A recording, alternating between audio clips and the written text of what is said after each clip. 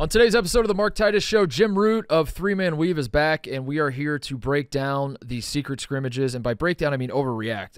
It is secret scrimmage season in college basketball right now. We're still waiting for I guess some of these are exhibitions. They qualify as exhibitions, but it's a weird time because all these teams are playing each other.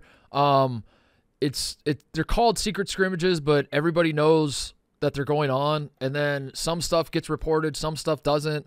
Some of them have box scores, some of them don't. It's just like I find this to be a very, very fascinating time for college basketball because these teams are they're basically like building narratives before the season starts, and it's a very calculated thing that I see through. I see through the bullshit. I see what's going on, and Jim does too, and that's why I wanted him to come on to break down some of these secret scrimmages that are going on all around the country. We're not done yet, by the way. There's still some bangers to come. But we talked about the big ones. North Carolina FAU is probably the biggest one that seems to have made headlines, that FAU is a team that's in the top 10, and North Carolina seemed to have their way with them. What does it all mean? We talked about that. Yeah, so Jim's great. I love the three-man weave guys, all of them. Kai and Matt came on not too long ago. Jim's been on before. And yeah, he came back in today, and we just went through some of these headlines during secret scrimmage season and tried to make sense of what the hell actually went on behind those closed doors. I don't know. But anyway, Jim Root here. We had a fun conversation. Hope you enjoy it. All right, Jim Root is here. Three-man weave, recurring guest right. In studio. You're the first, I told you this as I was giving you the tour, but I think you're the first outside guest of Barstool to come to the new offices ever. So that should get me something on the wall. Yeah. I want a photo, something framed. Well, listen, man, we need shit on these walls. So so do I have to bring it to you? Yeah. Okay. We need some decorations around this place. But yeah, dude, welcome to the new Barstool HQ. We got to get the basketball court fired up and bring you back so you can get some shots up, because we're still that's like the biggest tease of this office so far, is that every day I walk past the basketball court and there's no basketball to be found, and I'm told, no, not yet, Mark. And I just go, damn. I couldn't help but notice that the nets are clearly new and tight. Like they haven't had balls. They're just asking to have. I mean, trying to keep the euphemisms to a minimum here, but like, it's just asking for some balls to be thrown in there. Yes, from all over the place. Yeah, those tight nets just need some balls, man. They need some balls. All right, so Jim is here to overreact to secret scrimmages. So it's secret scrimmage season, which I'm going to assume you like secret scrimmage season as much as I do. Love it. Okay, because the thing I love about it is not the basketball being played. It is, because we can't watch it anyway. That's the point of the secret scrimmage. It is the narratives that form. It is the trying to suss out why certain things get reported and why certain things don't. Why is it that some scrimmages release box scores, some don't? Some release, they trickle out their information to Goodman. Some trickle it out to Rothstein. Yeah, some trickle it out to John Fanta. Yeah. Some, just sussing all that out is what makes this so fascinating to me. And I'm sure you're like me, where it's all about, does it confirm or go against my agenda? Right. If it's against me, that doesn't matter. I'm sure their guys weren't playing or something, bad 3-point splits. But if it's confirming what I believe, this is law, this is fact, we have to believe it. Right. And I, to be clear, will believe anything I see. If it comes to secret scrimmages, I will. I sort of feel bad about that, but also I think that's the point of this season, of this time of year. I mean, the secret scrimmage season.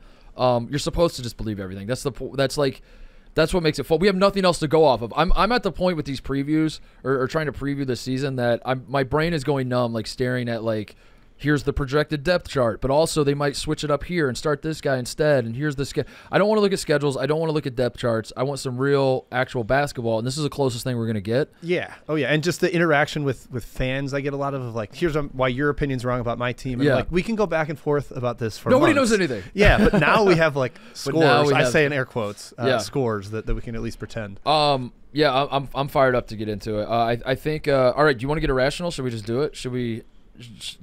disclaimer, I'm gonna, like I just said, I will believe anything I read, and I understand the rational part of my brain understands that these scrimmages don't matter and that coaches are tweaking things and they might be structured weird where they do like a 10-minute live period and then backups. Right. Like there's now let's just play both teams play zone the whole time and see what happens. Or let's do the press part where we both press each other and see what happens. All that sort of thing. I understand that. Don't care. Don't care for this show.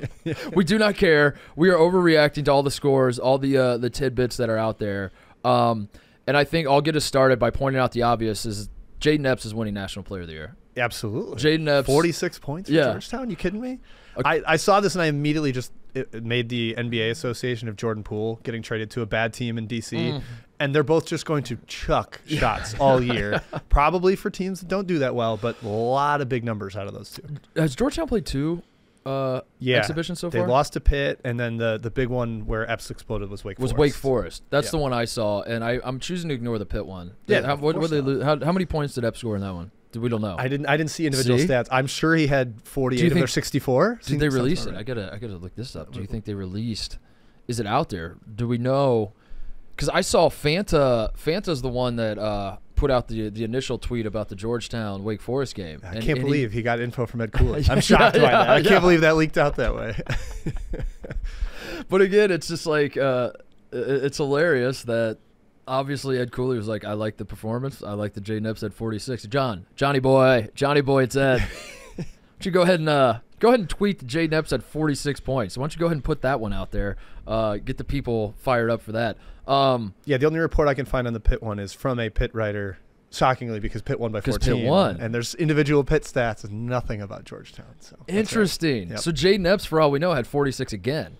He's averaging 46. I think it's fair to assume he had 46. That seems completely logical. The two big ones to me were Jayden Epps is going to win National Player of the Year, and then the other one that jumped out to me from the secret scrimmages so far, Fordham and Iona tying. Did you see this report that Fordham and Iona played a secret scrimmage? It was a tie.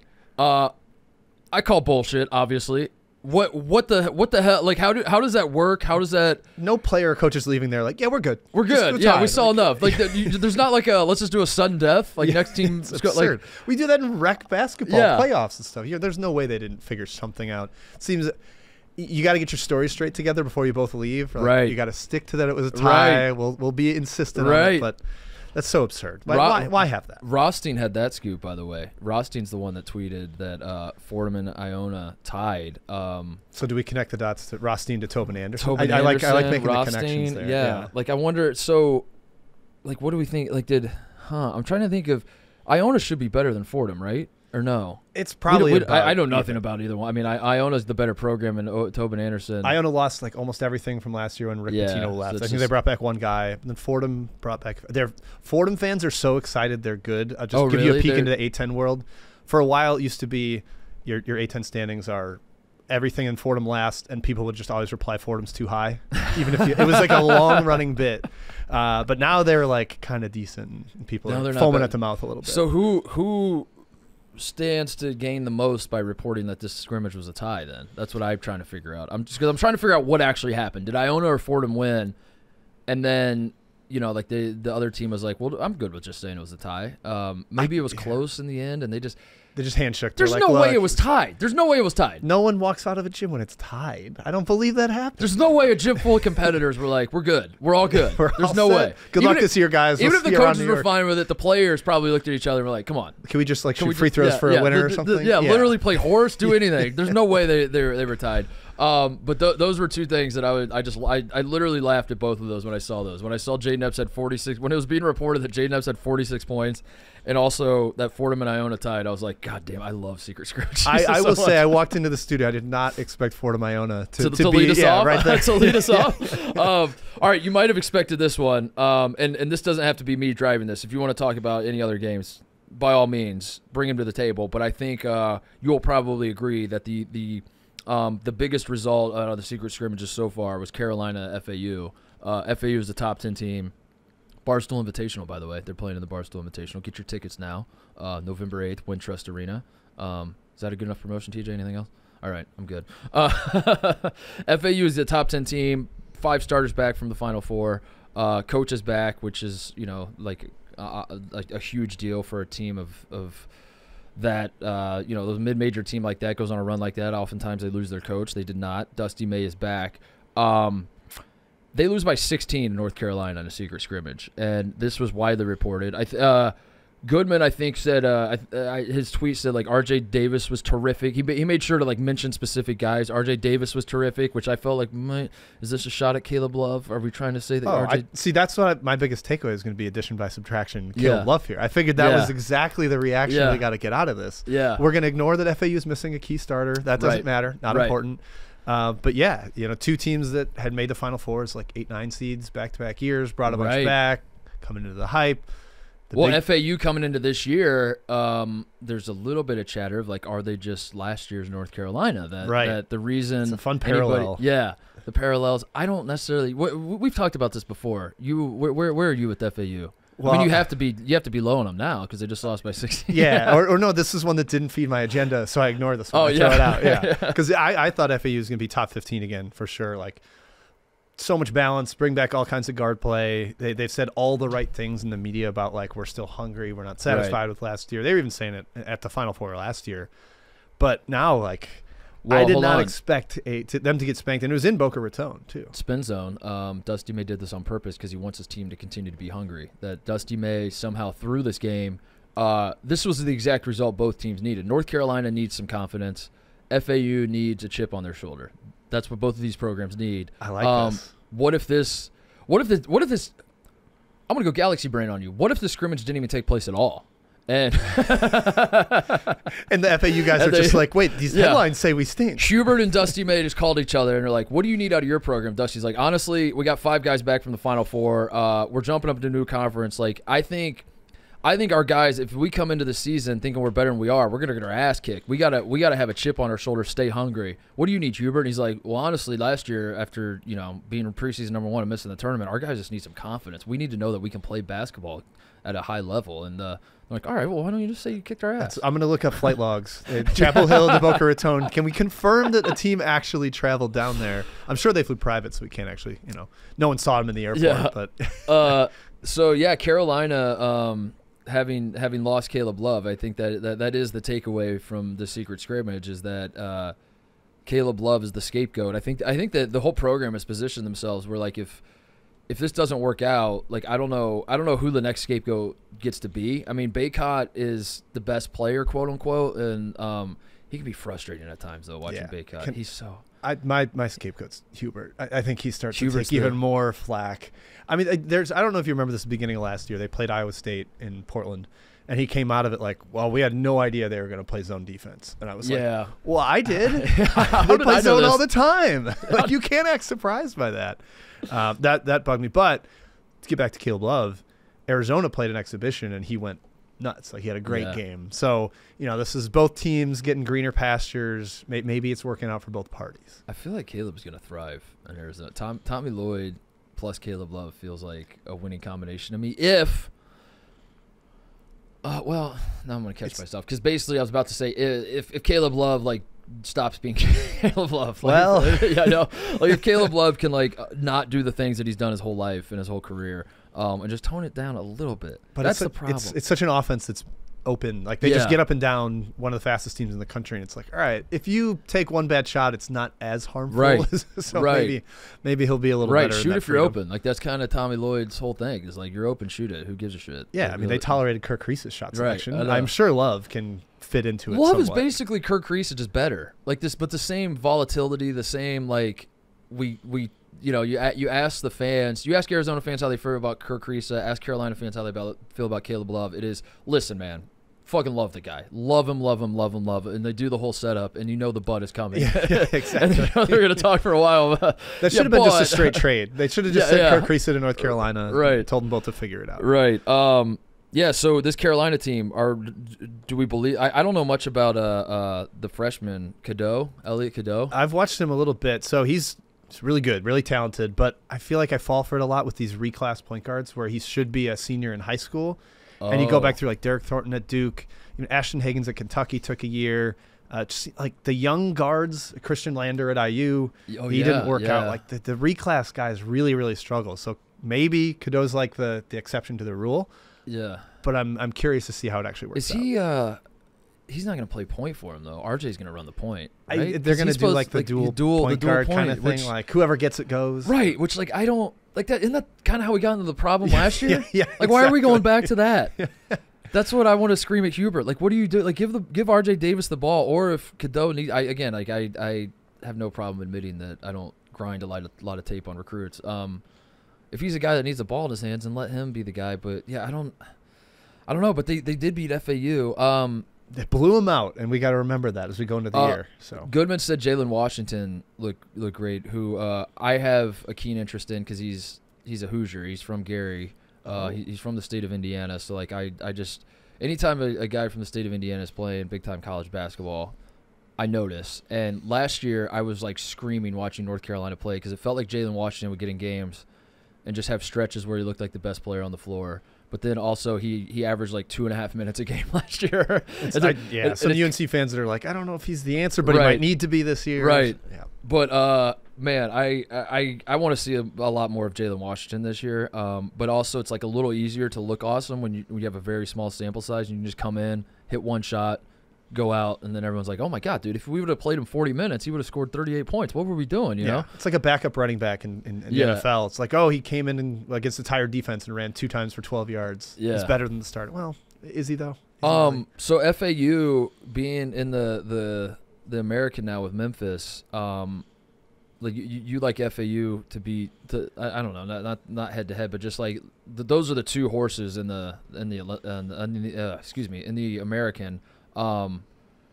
You think FAU should rightfully be the better team or the better pick or pick to win the league? I think so right now. I'm sure Memphis fans would be upset about that, but it kind of swings on DeAndre Williams, their like 27-year-old forward who's trying to get an extra year of eligibility because if he's available, he's the best player in the league, and so it's a pretty big swing if he's there. And Mikey Williams, he's not going to play. I saw something today that like he somehow has more felony gun charges. And they added more charges. Okay. They added more charges. I think he's up to 9 now. He's almost at double digits, which seems bad for his potential to play at Memphis. Yeah, I don't. Is he even good, or is he? I can't believe Mikey Williams is just now entering college basketball. Like I remember hearing this kid's name like 20 years ago. Yeah. I remember he was just elite at going viral. Yeah, he was yeah, exactly. It's like all the Jelly Fam guys, like Javon Quinterly and stuff. Like, all right, we know who they are going into college, but are they actually good? We have to wait and figure that out. Still, we have no idea. Quinterly is at Memphis. Yeah, wow, I didn't even do that intentionally. Just tied it all together right there. Yeah. And Caleb Mills is there too, right? Yeah, who I'm not. I know, but that's what's weird about Memphis is you look at the roster and you're like, I know all these names, and sometimes that's enough for me with college basketball because with the roster turnovers and guys leave, like it can get so chaotic that if I can look at a team and just be like, I know 7 of those guys, I feel very confident in them. Memphis is like kind of the opposite, where it's like all of these names I know for bad reasons. Not sure I know that. Yeah. You were on Florida State. Yeah. They were how bad both years? Yeah. Like, yeah. You have how many felony charges against you? You've been playing college basketball how long? And the other thing that worries me about Memphis is Ashton Hardaway. I'm worried about a Jet Howard situation with Ashton Hardaway, where I kind of like this theory. Yeah, we start getting Penny trying to get his son to the league more so than Memphis winning. How funny is that looking back on Michigan's season last year? Oh, it's incredible. They were that bad. Like the best transfer, 2 lottery picks. I mean, Bufkin was incredible. Bufkin was so good. Jet Howard gets picked 11th. Hunter is All-American good. Yeah, that cracks me up. I've been flipping back and forth on FAU Memphis. I think I have to ride with Memphis though. Now that FAU got blown out, but now I'm talking myself in circles. What happens if you get a Memphis secret scrimmage score where they lose by 10 to somebody? But I do think that FAU, they didn't play this game. I'm looking at it more. I'm looking at the score, 79-63. That feels like they didn't play the game. Just don't buy it. There's no way UNC's defense was that good. Yeah, there's no way. Impossible. There's no way. I don't think they played the game at all. What else? What to you jumps out secret scrimmage wise? Well, I'll tee you up real quick because I know you mentioned it on your last show. We'll get Ohio State, get the discussion in here because they went into Dayton. Yep, sure did. And have you been to UD Arena? I have. Yeah, I was at First of all, we lost to Siena in the 2009 NCAA tournament in UD Arena. Oh, wow. Okay. Fran McCaffrey and Ronald Moore, I think. You let Fran McCaffrey win an NCAA tournament game? Yeah. How dare you? Yeah, me personally, dude. Yeah, I would have. It was all It on was like you. double. It was one of the great Was that Ronald Moore? Ronald Moore, yeah. It was 2 overtimes. It's one of the best NCAA tournament games that nobody would ever mention on their list of the best NCAA tournament games. You know what I mean? Like it's like nobody really remembers it, but then if you look through or if you got caught watching the game, you'd be like, "Damn, this is a good ass basketball right, game." because either one who Siena lost in the second round to the 1 seed Louisville or something. Yeah, okay. Louisville's the 1 seed. Terrence Williams. Yeah, ultimately inconsequential. Yeah, but yeah, exactly. And then the other time I've been there was Obi Toppin went between his legs in his final game at UD Arena. Oh, wow. And you were I went there back for that. Yeah. Okay. And then COVID happened like 3 days later. Okay. Because I have not been there, but it was supposedly a packed house. Dude, and you and I did see the Dayton fans in Lahaina, the way they That's took right, over. yeah. Unbelievable fan base. So for Ohio State to go in there and win against a packed house, I think that just tells you the Buckeyes are back. Keep going, Jim. Keep going. I'm almost there. Yep. Come on. No, dude, that arena's awesome. That I highly recommend. If Dayton is playing good basketball and you have the means and the opportunity and all that to go check out UD Arena when it's rolling. And I've never done the First Four there either. I guess I've done that a couple times too. We just did that this past year. Did you? We saw we saw Fairleigh Dickinson's start their run. There we go. That's right. TJ, were you there with us for that? I was not. Oh my God, dude, we flew into Columbus in anticipation for the first round games, and then we just drove over to Dayton because we were doing a live stream from the casino in Columbus, and so we drove over to Dayton. It was Big Cat and Dave and PFT, I think, and me, and a handful of other people, and we sat just by happenstance. We sat behind Fairleigh Dickinson's bench. That's like where our tickets ended up. And Dave went crazy as the game was going on. He just fell in love with the team, and then he was really riding Fairleigh Dickinson hard to where he's like, dude, I think they're going to beat Purdue, and he kept asking me, and I was like, I mean, anything could happen, but also no. Yeah, I would have been like, yeah, good luck, man. And right. So we're watching that Purdue Fairleigh Dickinson game, and the game starts, and I remember, I'll never forget this as long as I live. The under 16 timeout, 4 minutes into the game, Dave starts screaming in the casino, "We're too small for them." And I was laughing so hard. I was like, I've never in all my years of watching basketball heard someone say we're too small for them. Not even we're too fast. Yeah. We are too small. We are too negative quality. And the funniest part about it, Jim, was he was right. And I'm watching the game, and I'm like, dude, you're right. They're too small. They were they're little gnats. They're just little gnats running around. My favorite part about that too was FAU was staying at our hotel, but Dave I guess forgot that FAU and FDU were two different teams, because when we intercepted them when they were coming back into the hotel, and he was like, "You guys did it! I believed in you the whole way." And the FAU team was like, "Thank you for the support," but he thought he was congratulating Fairleigh Dickinson. On the FAU's getting off the bus after beating Memphis. Funny enough, yeah, they beat Memphis, who we're also talking about a little bit here.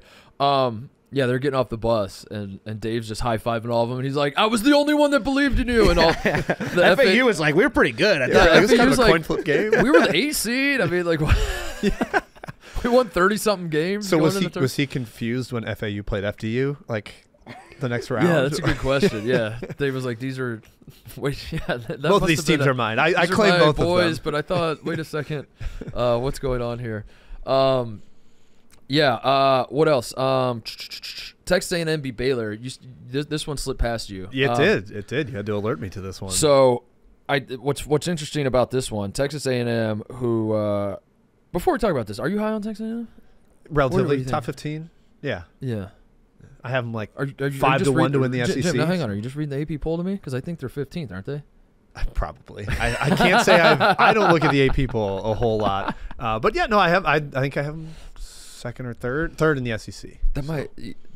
I just got an idea. TJ, write this down. This year, I want to put out my poll every week and put it out on Tuesday mornings, or put it out on Monday, right after the AP poll comes out. And my top 25 is just the AP poll. It's just these are this is how I see that. Or I switch number 25 and number 23 get switched, and that's it. And then we just put out that graphic, and people will still argue with me. Oh, 100%. How can you possibly do that? Yeah, I think A&M's good enough to win the SEC. They're awesome. But what I found interesting about this secret scrimmage with Baylor is I saw conflicting reports. So there were a lot of tweets being put out that A&M, I had a specific score, 78-73. A&M beat Baylor 78-73. Wade Taylor and Tyrese Radford both scored 20. Jacoby Walter, the massive recruit for Baylor, had 22 off the bench. Wasn't starting, which I found a little bit interesting because I think he's probably going to end up being their best player. I saw that report, but then also you go to texags.com, which I do. I go there often, obviously. There's a guy posting in the forums saying before the report came out that Texas A&M had won this scrimmage by 5, he was saying that A&M had lost by single digits. It was kind of a close game. His report was there was good showing on the boards from the Aggies, good showing by all the transfers, bad job of securing the basketball, won the points in the paint, and played with good tempo. So I read that, and I'm like, well, this guy's in the know, and if he's an Aggie.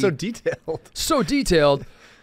But he's also an Aggie. Like, why would he report that Texas A&M lost unless Texas A&M lost? Like, what's the – I don't really fully understand that, but then the report comes out that Texas A&M won. And this one's especially confusing because there is a full box score behind this one. I'm looking at it right now. All the numbers add up. Lined up Jacoby Walters 22. They add up to what you're saying.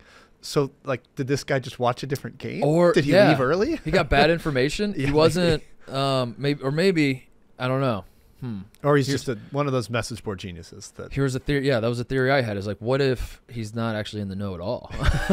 Just wants people to believe it. Oh yeah, you got to go for that. That can't be right. Try to get some clout. He didn't realize there was a box score when he made that post. That's got to be pretty egregious. He was under the impression that none of this was going to become public, and he could just he would just be like, everyone's going to believe me. But yeah, A&M. This Baylor team. Your thoughts on Baylor? I'm curious on your thoughts on it too, because they were so bad defensively last year, which was really weird for Scott Drew. But their guards are bigger. Jonathan Chamachachua should be healthier. I can't imagine they'll be that bad defensively again, but they also all they did was shoot jumpers last year. They couldn't get easy buckets. Do they figure that out? Right. I think the offense is going to take a huge step back, and I don't think the defense is going to make up the difference. That's my read on Baylor. So where are they in the Mark Titus poll? Hold on. Let me see here. Pull up your very detailed spreadsheet. I have them. My algorithm has them at number 20, right behind North Carolina at 19. Okay. Which, I mean, after what we've seen in secret scrimmage season, North Carolina really separating themselves there. Yeah, Baylor. Obviously, Scott Drew, great program. I can't believe I'm saying this. I don't want to say this, but this is the podcast for hot takes and just throwing shit out there. The title counts, right? The title counted because it was COVID, but the title counts, right? I kind of want to just. We're not give trying it to to asterisk it. No, I'm just going to give it to. Yeah, I suppose it counts. Yeah, that one. It is interesting though, as people go back and relitigate COVID. Like the Dodgers doesn't count. Not at all. People. Lakers doesn't count. Lakers definitely not doesn't even count a little for most bit. people. Yeah. But Brady's counts. Like the Buccaneers winning counts for some reason. I feel like the consensus. I would like it to not count too. Yeah. But the consensus is that one counts. Is it because it's an outdoor sport? Is there anything to that? I guess the Dodgers was outdoors, so that doesn't count. Alabama beat Ohio State in the national championship. That one counts. Nobody really argues that one, even though Ohio State didn't think they were going to play football until like a week before the season started. So I don't know if someone else wants to make the argument that that one shouldn't count because Bama got a whole preseason that Ohio State didn't get. I don't think that really mattered. Who's making these arguments? I don't know, but if certainly not you. You wouldn't not imagine. Me, but I just they're out there. But yeah, I haven't really seen it. But I think it's because the way I think that season. I don't know what I'm doing on this show anymore. I'm like arguing with myself. I'm the one who brought it up, and I'm like, no, you're wrong. I'm just letting you go. Just letting me go. I think the reason we count that one is because those two teams were so obviously better than everybody else, and then they played each other, and Baylor beat the shit out of Gonzaga in the national title game. So I think that's a really good way to all season was like we should get Baylor Gonzaga, and we got it. And it was over before it started. Basically. Gonzaga did everything defensively and just kept getting crushed. So it was like, this team's clearly the best. Yeah, I really like the A&M team. Baylor, I don't dislike. I just think that 20 feels right to me. I need to see how good. Well, Langston Love's another guy that like he played a little bit last year, right? But he came back, but like I'm worried about his. It feels like he's hurt all the time. It feels like.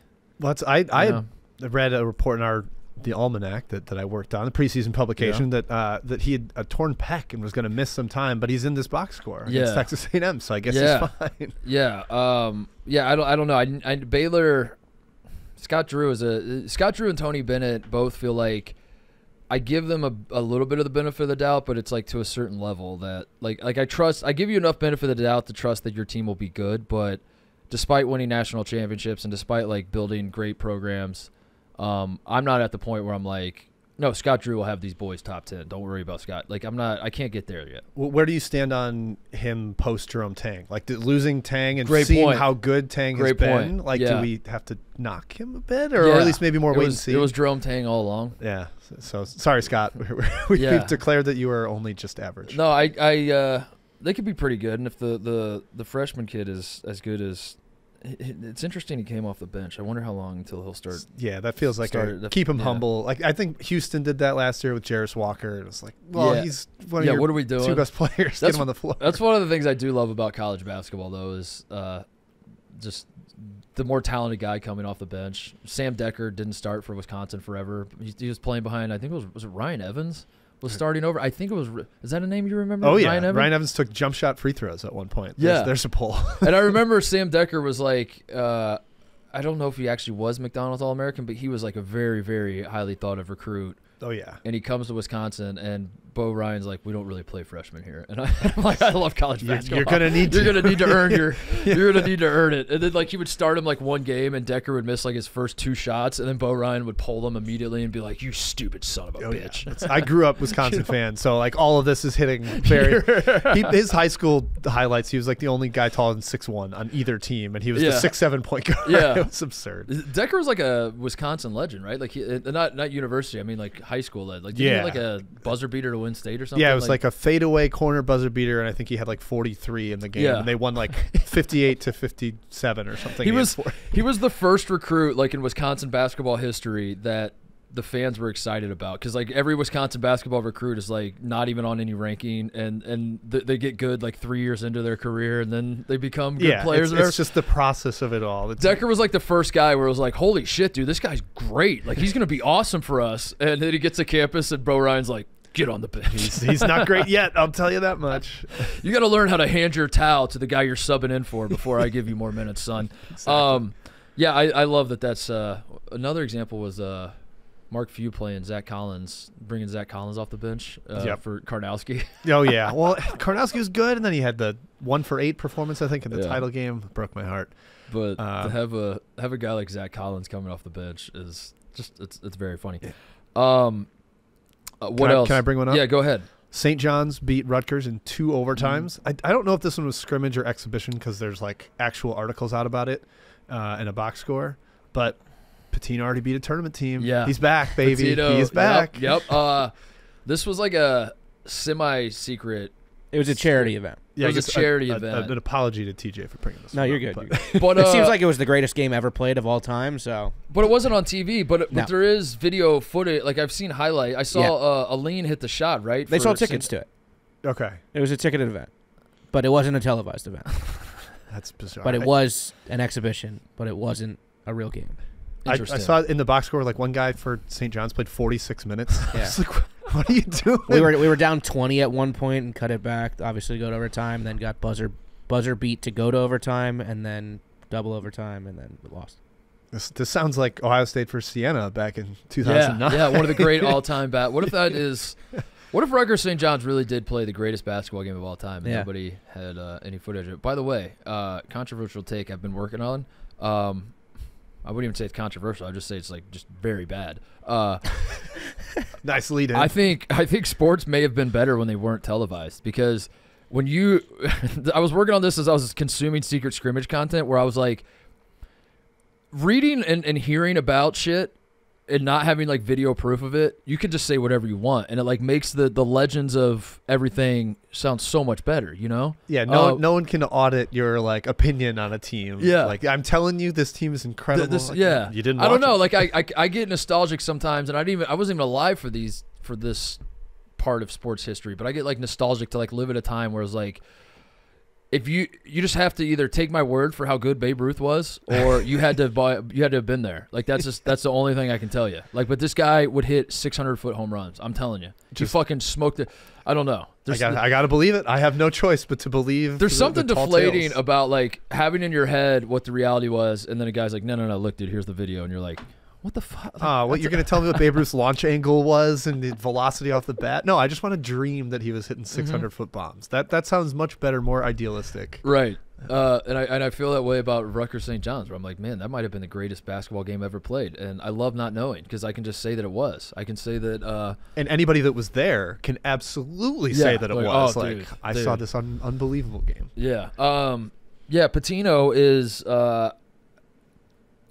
is going to be fascinating this year. There's no way around it. I'm very excited to see how good St. John's will actually be. Was it you or Jake that said you kind of compared to Colorado this year? It was. I think that there's a potential that Pitino is sort of the Dion of college basketball, just where like covered incessantly. Yeah, where they're good enough to be where it's not completely ridiculous that we're talking about them, but also it's like, they're not winning the national title, so why are we? Right, but we want to talk about him. Yeah, he's so compelling. I can close my eyes and see a graphic on ESPN that's like hot starts, and it says like Kansas, Michigan State, Duke, St. John's. You just gotta slip it on there. All off the hot starts to start the season.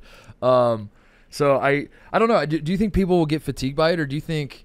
What's your read on the general college basketball fans' Pitino thoughts of like do you think people will be like enough already, or do you think most people? I think it depends on how good they are. Like if they are legitimately good, where like advanced standard, like they're pretty low in like preseason Ken Palm stuff. If they sit around down there, I think people start to get a little bit annoyed by it if they're not building like a real at-large resume.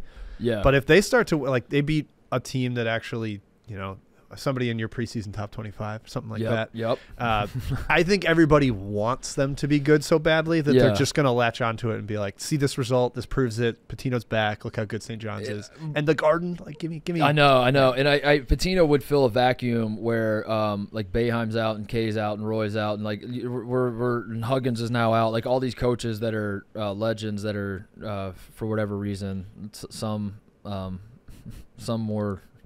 I'm just thinking of Huggy Bear. I just mentioned Huggy's name, and now I'm sad again. Some more legitimate or more celebrated than others. Their reasons for no longer coaching, but there's just like a vacuum for like. There's a vacuum for the talking heads of college basketball to just hit the legendary coach button, where you're like, what's going on? I don't really know what to write about. All right, I'm going to do it. I'm going to just hit the legendary coach button. And then I have this article about Rick Pitino Renaissance. And for a lot of those guys, as their career was ending, the auto thing was like, all right, who replaces them? Yeah. And you're just like, all right, who are the candidates that would come in for Coach K at Duke? And then it was all anticlimactic. So I need like 3 or 4 good years out of Pitino to hold us over until Shire rises up to the top a little bit, and we get a little more data points, I guess, on Shire to realize he is a great coach. He's not a great whatever, but it's still just all fresh, and we're all just kind of lost in the abyss of like it's Bill Self and Tom Izzo and Calipari. Like those are the 3 guys. Do you put Mark Few up there or no? It's because he doesn't have a title. Is that Mark Few and Sampson are like knocking at the door, I guess. But I don't know, man. I don't know. Kelvin Sampson is. I don't know, because they're not like they're just kind of on the periphery. Like Sampson will step into the conversation if he can run some shit in the Big 12. I think Sampson steps in the conversation, but you got to win a national title at some point, right? Yeah, that's kind of the big like if you're in the club or not sort of thing, and that's Few probably gets a little bit of the nudge from, especially from your kind of average basketball fan. Is like if he hasn't won a title, he doesn't have the same clout in my head, right? So. And going back to what I said earlier about Tony Bennett and Scott Drew, I don't feel like they're in that mix though. Not is like yet, probably. It's still like, probably a little more longevity kind of thing. Yeah. Like Izzo's been at Michigan State for so long. If Bennett's there for another 10 years, winning at this kind of level, then he gets in that conversation. Yeah. Yeah, like a national title gets you into the club, but also not always. Hey, you ready for a transition? Yeah, please. Another older coach in the ACC, Jimmy Larinaga. Oh, coming off a Final Four performance. Yes, we have to talk about this one. They lose to the Florida Gators, which, by the way, did you see the Florida team picture that came out? No. Hopefully, like on their Twitter or something. Yeah, I will kind of describe it. There were a lot of joking feedback of like, this looks like an AAU team from suburban Wisconsin or something like that. Just like white guys? They got a lot of white guys on the squad. I think they ended up with like 4 different white walk-ons flanking the team in the picture. And oh, here we go. There was some good reaction to it. Wow, a lot of white guys. Yep. 1, 2, 3, 4, 5, 6, 7, 8, 9, 10.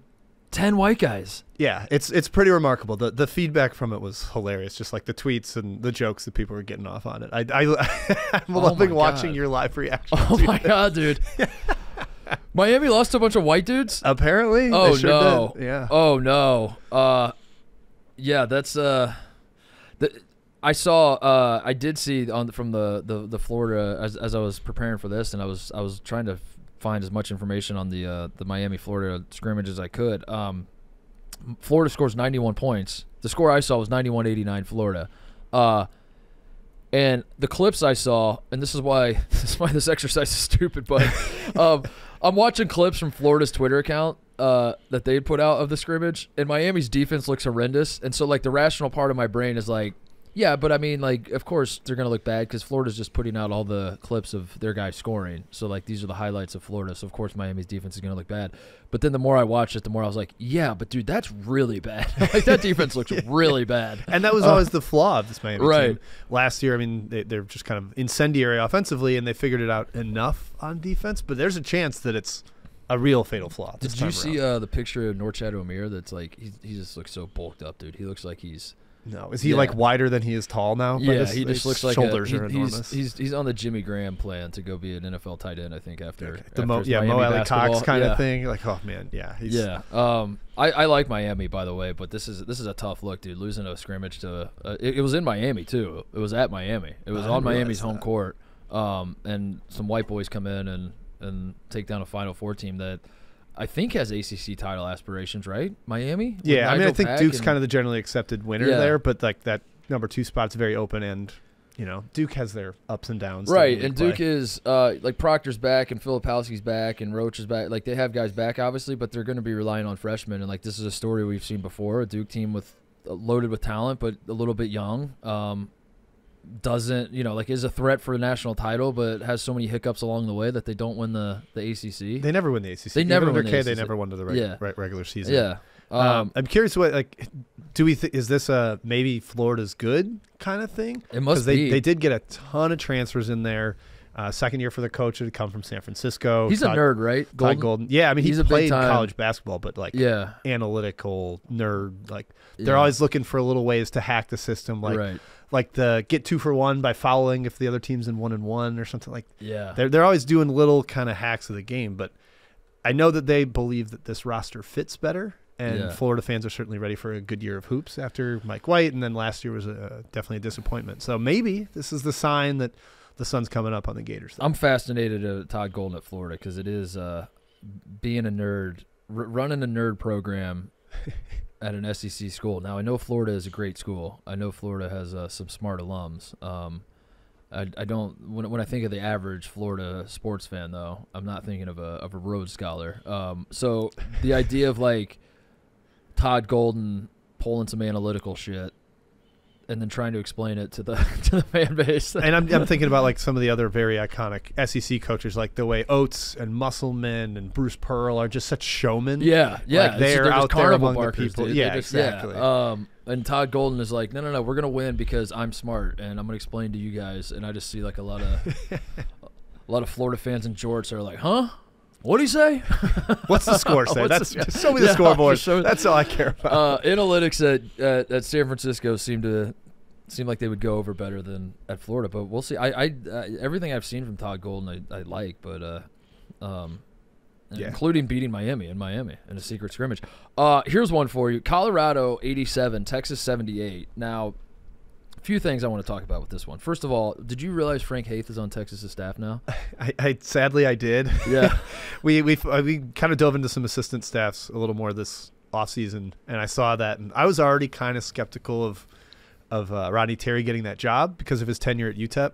And then I saw that was his lead assistant. I was like, no way. Yeah. And for anyone listening, I'm a Mizzou alum. Frank Haith kind of sank our program into the depths. I'm not a huge took fan. Off running before. Back in our 3 Men Weave website, I wrote an article called Frank Hate. So that was my opinion after he left town. I used to when I was writing at Grantland, Frank Haith and Tom Crean were the two coaches I could. What I was talking about earlier, like press the button when you have nothing else to. That was me with Haith and Crean, where I was like, dude, I don't really have much this week to write about. You know what I'll do? I'm just gonna make fun of Frank Haith and Tom Crean. Oh yeah, I'm just gonna say they suck. And boy, was I right more often than not. Rodney Terry. So you're. I'm a little skeptical. I think he took over a team that was ready-made to be top 10. Like they were already 6th in KenPom or something when he took over, and yes, he kind of guided the ship, but it was also a super veteran team where they're probably policing themselves a little bit. And now they're a little younger. They're a little more, there's less continuity, and as we said, staff turned over. So we'll see. We'll see about that. Yeah. I don't think that makes you a hater. I just think it makes you someone who recognized what last year actually was, which is like Texas was not good because of Rodney Terry. Rodney Terry did not it wasn't him that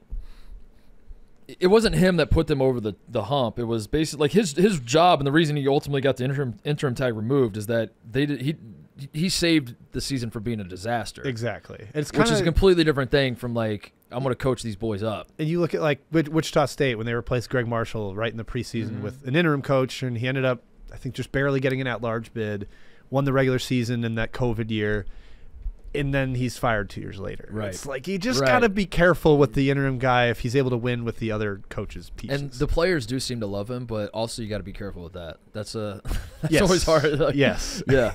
The players, that one's a weird one too. Like players loving the coach. If you're like the administration, you kind of have to respect that and be like, I mean, if the guy's beloved, we got to roll with him. Especially like with the portal stuff too. Like, if they're all just going to leave if we move on, is that really best for the program as a whole? So I kind of get that dilemma. But also putting the fate of your program in the hands of like 19 and 20-year-olds just being like, yeah, I like that dude. He's a fun hang. You know, right.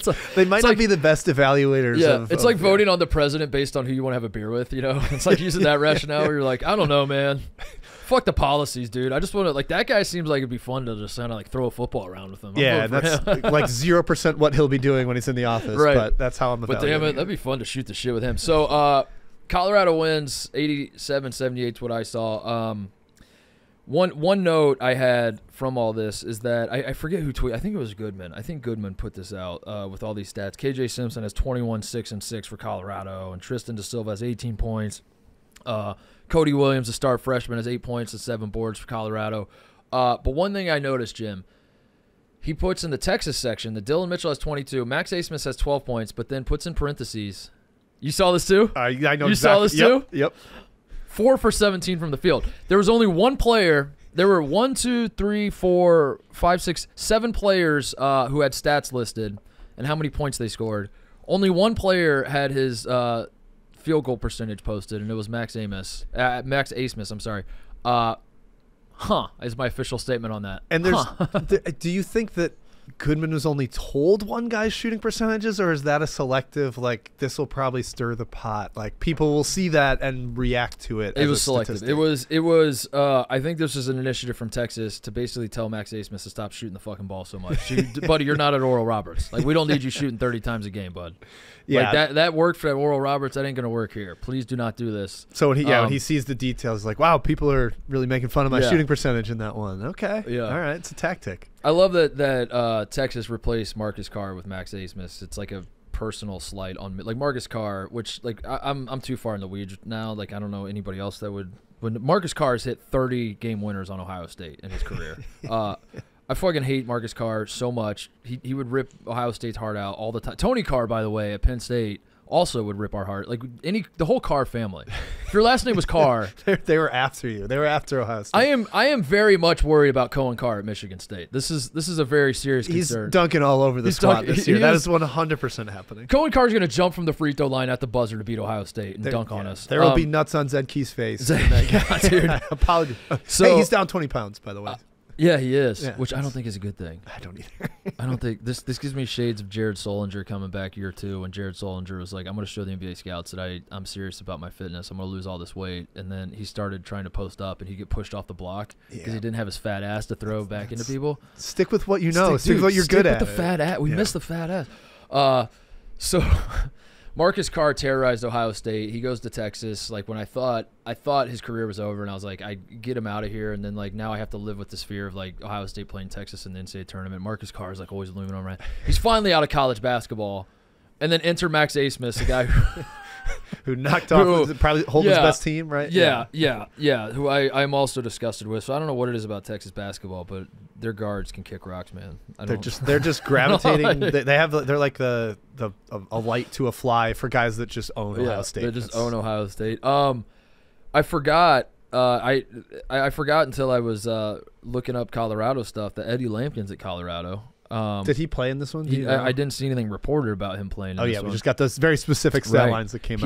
He was not amongst the stat line.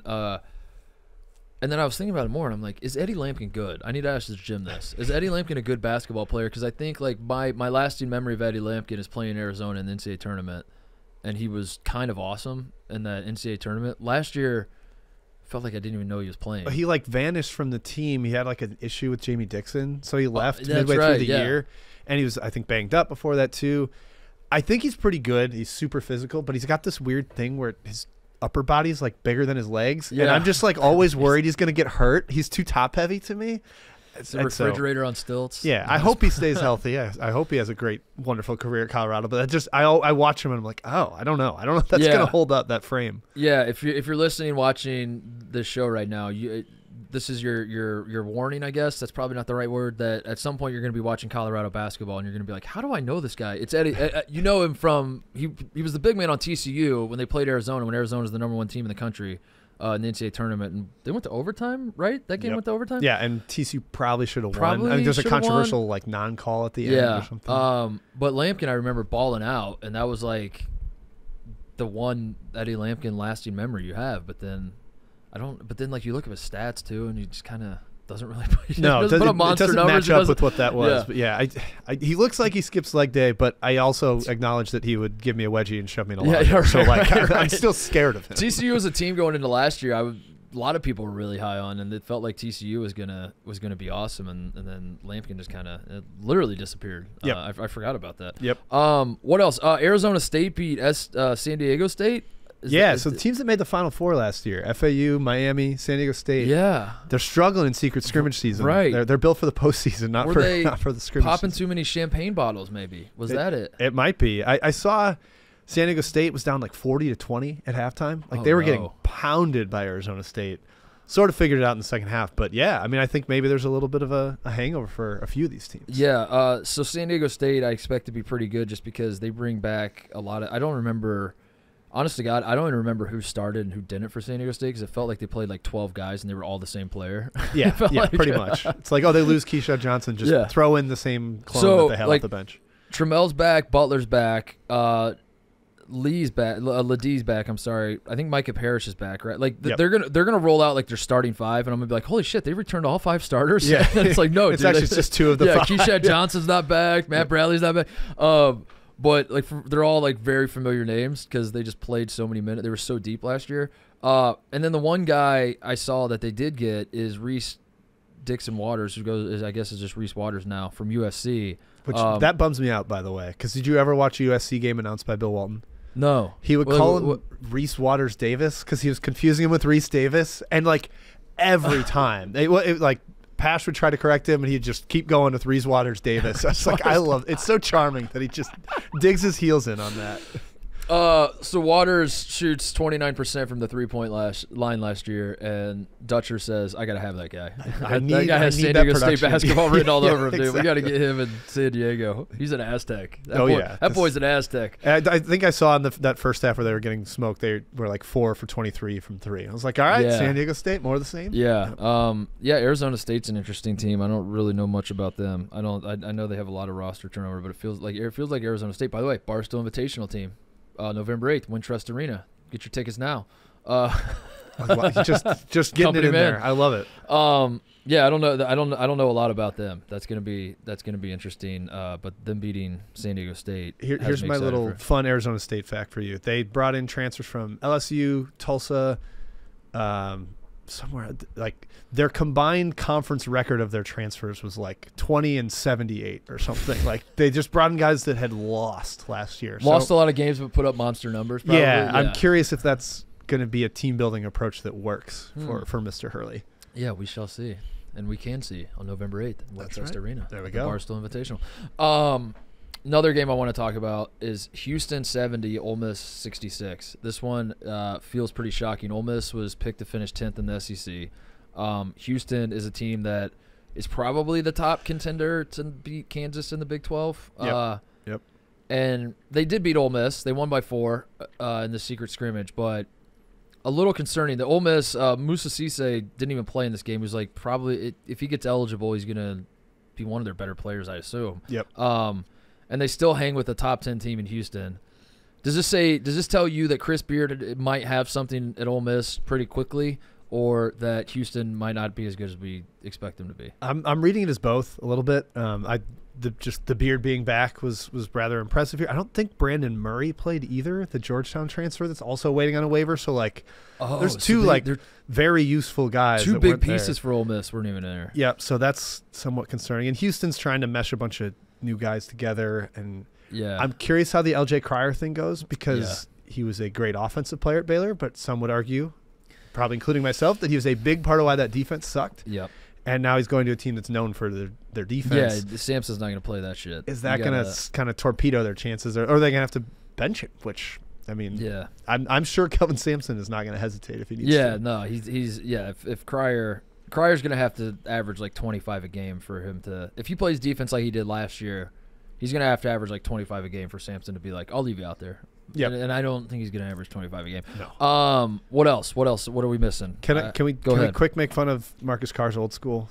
Because Minnesota got stopped. Yeah, dude, they lost 87-49 to Colorado State, who is solid, but they lost by 38 points. And I think that the prevailing narrative around this is that Nico Medved, the coach of Colorado State, went to Minnesota, and did he just is that his future job? Did he basically he took this like way too seriously. He took this way too seriously. Just wants to like undress Ben Johnson so that he's going to get fired at the end of the year, and Medved can coast up there. This was, I mean, I know we're winking at each other as we're overreacting to this, but like I honestly think that this is it's fair to like think that Minnesota has a serious problem. I think losing by 38 points at a scrimmage. I know. Yeah, like there's no box score. This wasn't a shooting split thing. You lost by 38 points. Right. There's no way to just be like, no, that was just sort of situational stuff, and we were tweaking some stuff here and there, and that's why we lost by 38 to Colorado State. There's no justifying. Yeah, and Ben Johnson is now 6-33 in the Big Ten. Yeah, it's not like it seems like the momentum's not really accelerating forward. Yeah, I think that could be a 3 and out for Mr. Johnson. Yeah, they're gonna miss old. Dickie P. Patino Jr., man. That's right. Bring him back. Bring him back, man. I miss him too. That's very much a be careful what you wish for. Sometimes you fire a guy because he's not doing that well. He makes 2 tournaments in his last 5 years, and then suddenly they're the dregs of the entire conference. Yeah. Speaking of Big Ten, did you see that Nebraska and Utah played each other, and the reports? this was very funny to me. Nebraska won the first half, apparently 43-38. Utah won. They didn't say first half. They said Nebraska won the first scrimmage 43-38, and then Utah won the second scrimmage 45-38. And I read that and I was like, so Utah won the scrimmage by 2 points. Yeah, like it was first half, second half. But somehow they agreed on the language would be like, okay, we won one and you won one. That makes no sense. Yeah, that's probably like, let's just, throw both our fan bases a bone. Yeah. It's like the tie thing we started off with, where, all right, we can both leave happy with this result. That's fine. Such a funny spin to be like, we both won one scrimmage. I saw Wisconsin, by the way, played Northern Iowa. I saw a report that Wisconsin won 2 out of the 3 periods that they played. Yeah, like, they're just playing a hockey game for some reason. Dude, what's going on over there? I mean, I saw that, and I figured your eyes lit up with the amount of white dudes that were probably on the floor in that matchup. So, Todd Golden watched that game, and he was like, God damn, that's a lot of white guys. I could recruit there.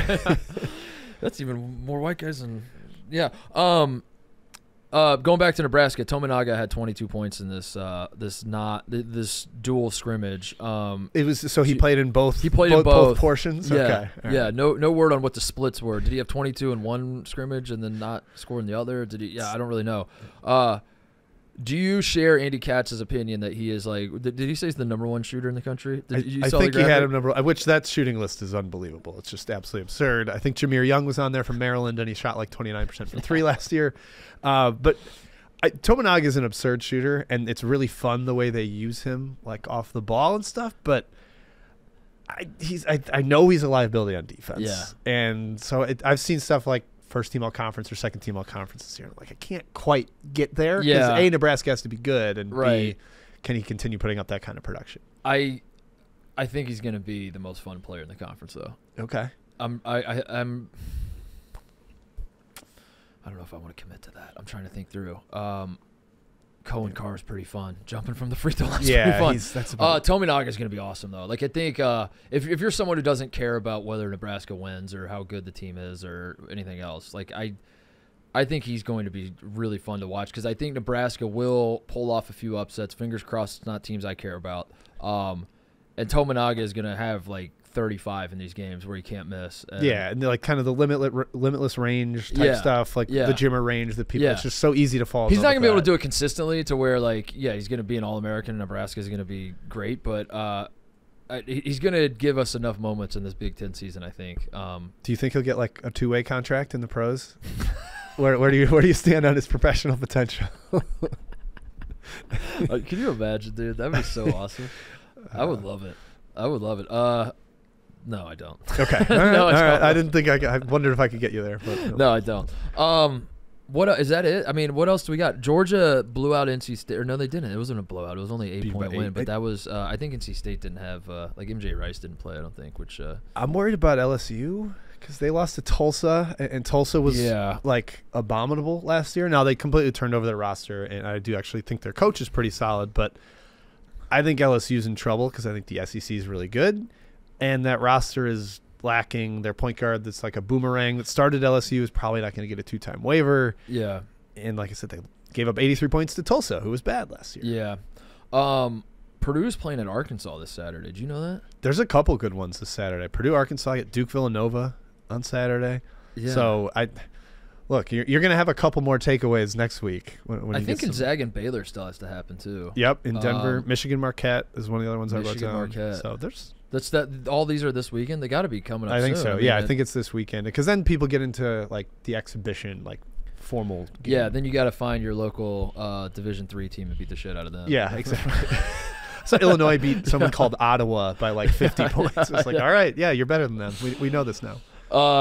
What else? You what's the opening week look like for you? You stay in Chicago? You come to the Barstool Invitational? Oh yeah, well I applied for media credentials. Oh really? So I'm hoping that we'll be TJ, there. what do we got to do to get this man approved?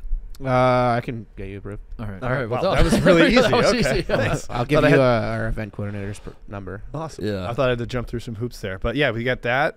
Second week is the Champions Classic here. That's which right. We'll definitely be in the house for as well. Yeah. So yeah, pretty pumped. Arizona Duke is Friday of opening, and then A&M's coming to Ohio State on Friday, November 10th. You gonna scoot down there or no? I probably should actually. I keep forgetting I live close to Columbus now. Like it's not a flight across the country. It's not a flight. Like I don't want to drive over there, but I could pop over there for some games. Yeah. Why don't I do that? Why don't? You know what?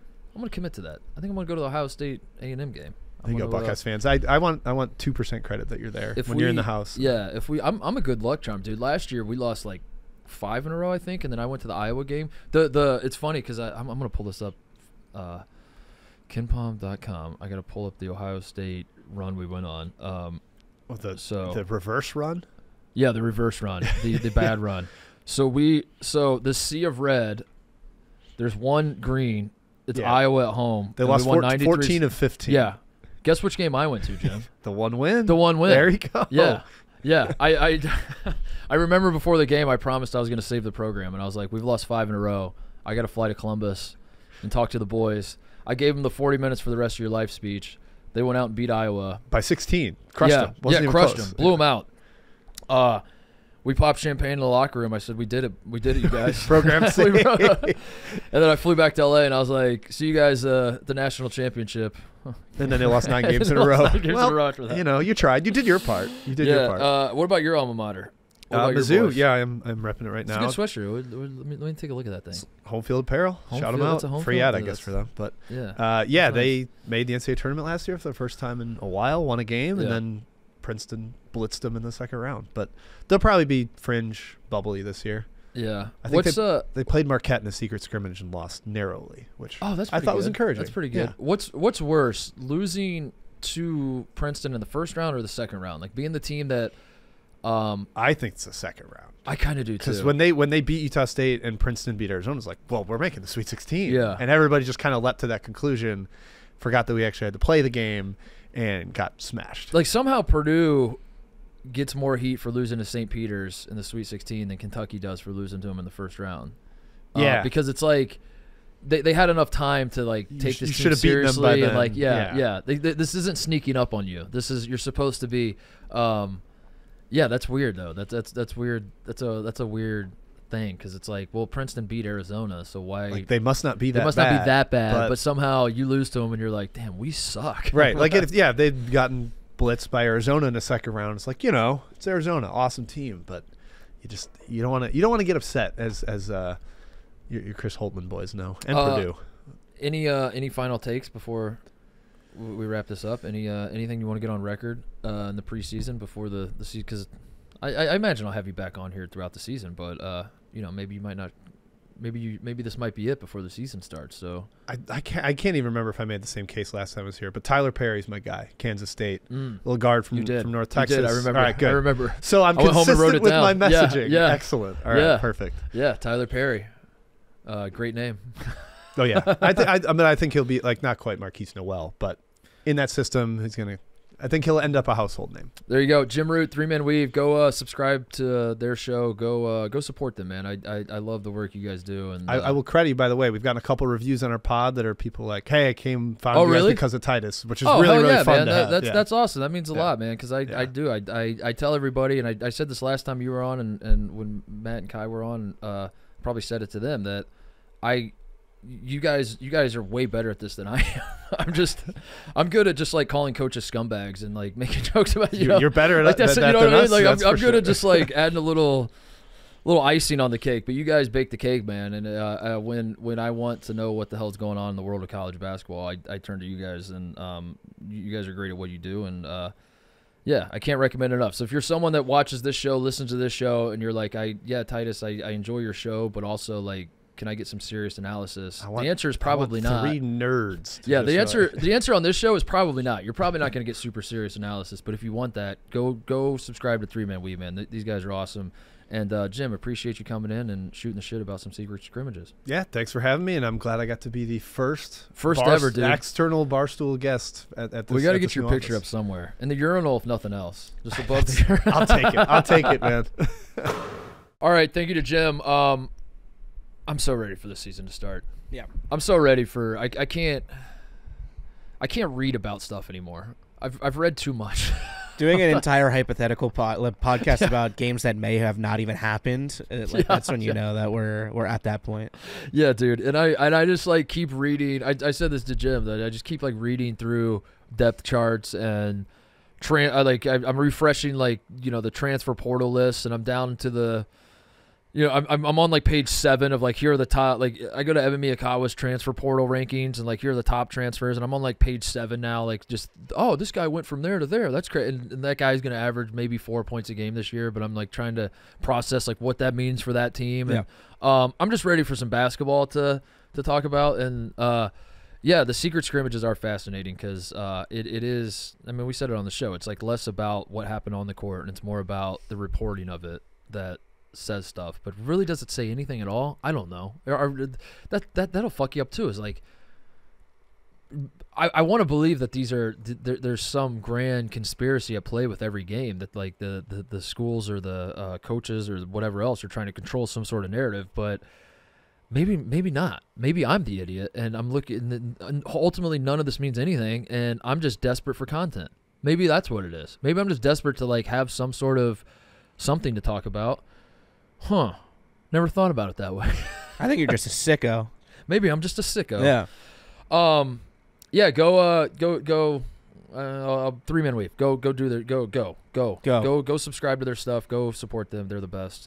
We love them on this show. If you love this show, you love those guys. That's a fact. All right, a few things before we go. Shout outs. Number one, the NBA is back. We're recording this on Wednesday night, so as of now, the Nuggets and the Suns won last night. That was kind of the welcome back rollout that we got. The Suns beat the Warriors. The Nuggets beat the Lakers. Devin Booker looks awesome. Jokic looks awesome. And I don't want to overreact to one game, but initial impression is, yeah, the Denver Nuggets are probably should be the title favorites. I haven't even seen the Celtics, the new look Celtics or the new look Bucks, but it is kind of weird, I guess, that the team that won the title brought back all their starters. They're really fucking good. They have the best player in the world. And for some reason, all the arguments the last month or so, last couple months, is like which team in the East should be the favorite to win the title. Maybe it should be Denver. Maybe it should still be Denver. So, watching Jokic play basketball will never get old. It'll never get old. And it sucks because like him like hating basketball. I don't know if that's the way to put it. Him just being indifferent towards his career is endearing, and it makes him, and that makes it so much more fun to watch him, because it's just like it is the guy that looks like he could be anybody, even though he's 7 foot tall. Like, you know, you kind of squint enough and you're like, Jokic looks like my uncle, and he's just out there he's just out there destroying the NBA. But the downside to that is I want to see him play forever, and unfortunately with his attitude towards the game, it does feel like he's got like 3 more good years in him, and he's just going to hang it up. Feels like that's going to be it. So anyway, the NBA's back. I'm excited about it. I don't know how much I'll talk about it throughout the year as college basketball gets going. There'll be some shit here and there that I'll latch on to, but yeah, it's hard to care deeply about the regular season when the players don't. But hopefully they care more this year. But not off to a great start with Bradley Beal. All right. Not off to a great start. The NBA All-Star Game is also back. Did you see this? This broke while you were recording. They're back to the old format, old East versus West, old scoring format, Indianapolis. This year? They're doing that this year? Yep. Hell yeah. They just announced it. Big-ass PR release. I'm excited for the All-Star Game in Indy. Hometown. Going, I think I'm going to have to go to that. I've never been to an NBA All-Star weekend. Yeah. Which seems like a wild time. Yeah, it does seem like maybe the most party of the All-Star breaks. Really, of any sporting event, that seems to be the most party. Yeah. Like Super Bowl has a lot of parties, sure, and Final Four has parties, but it does feel like NBA All-Star. I've never been though, so I can't speak to it, but it does feel like NBA All-Star weekend. The people that go just seem to be like, yeah, it's not even, yeah, no shit. The players don't play that hard. They're all hungover. Yeah. What else? Couple other things. Cooper Flagg to Duke. He's supposed to announce on Friday. I think it's Duke. I want to go on record as thinking Cooper Flagg he's down to UConn and Duke. Both make sense. Both pass my close your eyes and picture it test. Maine, I wish was in the mix. I think Maine at least deserves to be in his final 3. Just be on the list. Just put the list together and say, these are my final 3. I'm taking all 3 equally seriously and give Maine that boost. He didn't do that. That's okay. But yeah, I can very much see him at UConn. I can very much see him at Duke. Both of them make complete sense to me. But in the end, I do think it's going to be Duke. But it's weird because like it felt like it was Duke all along. Then somehow in the last like couple weeks, the UConn people have really talked themselves into like making a late push. I guess because he went to the UConn football game and watched Duke beat UConn in football. I mean, once that video of him dancing with the Cameron Crazies came out, I think it was over. Yeah, nobody really knows anything, but also there's a lot of smoke going around, and but is it smoke or is it just bullshit? I don't know. I'm pretty transparent that like I'm an idiot when it comes to scoops, but also like people send me shit and people tell me shit, and it does feel like basically everybody's saying Duke that I'm being told. So I won't be shocked if it's UConn in the end, but I will be slightly surprised. We'll put it that way. But yeah, if I have to make a pick, my crystal balls say, when I rub my crystal balls, they say Duke. Crystal balls say Duke. By the way, I had in a previous iteration of my show, I had an idea to find a woman named Crystal Balls. That's a good idea. Yeah. And use her for recruiting stories, and we should call her on the show. So write that down. Somebody in this room, write that down. We gotta find a Crystal Balls that we can call and just be like, "Where's Cooper Flagg going?" And she's like, "Who are you?" Yeah. Who are you and why are you calling me? And then lastly, I've been thinking more on this Michigan thing, man. It just doesn't sit right with me. It just doesn't. I think what Michigan is doing to college football is disgusting, and it just. That's my official statement. Just get a quote card up for that. Yeah, it's put the graphic out. Statement. Yeah, ugh. And honestly, it's less about me being a fan of the Buckeyes and me just being a fan of integrity, really. And I think that's what upsets me the most is, I rivalry aside, if it was Michigan or any other team, even if it was Ohio State, like, man, at the end of the day, I just root for integrity, and I root for people doing the right thing, and just having a fair game, man. That's really what it's all about. Is we watch these athletes on Saturday give it their all, and to know that some of these guys are getting cheated, it just doesn't sit. It just doesn't sit right with me. So rivalry. A lot of people are gonna say you're just saying that because you're a Buckeye. No, man, that's where you got it wrong. I'm saying that because I'm a fan of integrity and justice, and I think what as we learn more about this Michigan situation, it's just disgusting. It really is, and hopefully the right thing is done in the end. So that's where I stand on that. So I had two things.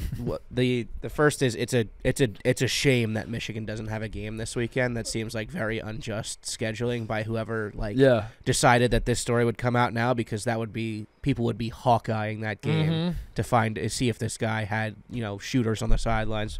And the second is, I think I might just take the stance of if you can't beat them, join them. I'm going to the Ohio State-Wisconsin game this weekend. Rutgers plays Ohio State next weekend. I will be trying to steal your signs. I will be trying to figure out what you guys are calling, who your dummy signals are, and picking up your signs, and then relaying that to people that I know next weekend to see if I can help us get a win. Do you think you're good at it? Do you think you well, I said this to you off air, but when I played baseball, I played first base, and I was not good at baseball, so what I did to help the team was pick up the third base coach's signs by the end of the first inning, and then I would figure out, I know when they're stealing, I know when they're bunting, I know when they're going to hit and run. That was my contribution as far as, so I am good at picking up signs. I don't know anything about football play calling, but, it's probably not that hard. That's hilarious. It's probably easy. I mean, some part of me does respect Stallions for being able to crack codes, because I don't. Yeah. I feel like I could watch. I'm trying to figure out how long it would take me to figure out anything, honestly, because yeah. Will Compton has talked about it a little bit in some Twitter videos, and football play calling is a different language. The way he talks about it, especially on defense, where it's front side strong, he's using code words that represent other code words. It's not a simple language. Yeah. They gotta. I mean, this has to be the push to finally get radios in the helmets, right? Oh, yeah. They got to be done with the hand signal. I don't. It is funny how this is something that we kind of knew, we kind of didn't, as far as how plays are relayed or whatever. But it does take an incident like this for everyone to just stop and be like, yeah, this is insane that we're holding up massive poster boards with LeBron's face and also the Avengers and also Big Cat, yeah, Big Cat's on one of them. It is a shame that we'll lose that, though. Yeah, that is true. That's like such a trope of college football. It's like every week you get like a funny meme on or like that, or the three guys that are in. I was gonna say the colors, different Ninja Turtles, color guys all dancing and. That'll be annoying to lose those guys. Yeah, it's something that you kind of knew existed in college football, but then it takes a story like this for you to be like, yeah, this is insane that we have this in this sport. I imagine they'll put radios in helmets now, but I don't know. I hope I hope justice gets served at the end of the day, and I trust it will. I do. I trust that the right thing will be done. Anything else before we go? I was just gonna say I am excited to go to Madison for the first time. I've never been before. Oh, really? Yeah, I've heard. I'm curious what the crowd will be like and how, because when Ohio State goes to Madison, usually there's a buzz around like we're going to pull off the upset, and this is going to be, this is going to be an awesome night because we're going to knock off the Buckeyes, and they have in the past. But it does. I don't feel like Wisconsin's good enough this year to have. They're good enough to win. I don't want to be Connor Griffin here and say that we're gonna walk into another stadium and definitely win. I'm not saying that. I'm saying I don't think Wisconsin's good enough to have the fan base like juiced up at the possibility of pulling off the upset. I feel like it's going to be a deal where it's like if they're up in the third or fourth quarter, they'll start getting excited. But I think it'll still be a good time. Leaving early. Yeah. Night game in Madison. Top Halloween 5 team. Weekend. Yeah, Halloween weekend. TJ. The freaks come out at night. I'm going to the game too, by the way. Yeah. I'm going to be there, and I'm fired up for it. It'll be a fun weekend. If you're in town, go to the college football show. Come say hi. If you're up in Madison, come to the college football show. I'll be there. I am not a part of the show. I'm going to be there as a fan, so I'll just be wearing my Buckeye stuff. Laughing at Brandon, basically. That's pretty much booing Brandon every time he talks. Yep. So come join me. Come to Madison. Come check out the show. Otherwise, if you're not coming to Madison, enjoy the weekend, and we will see you on Tuesday.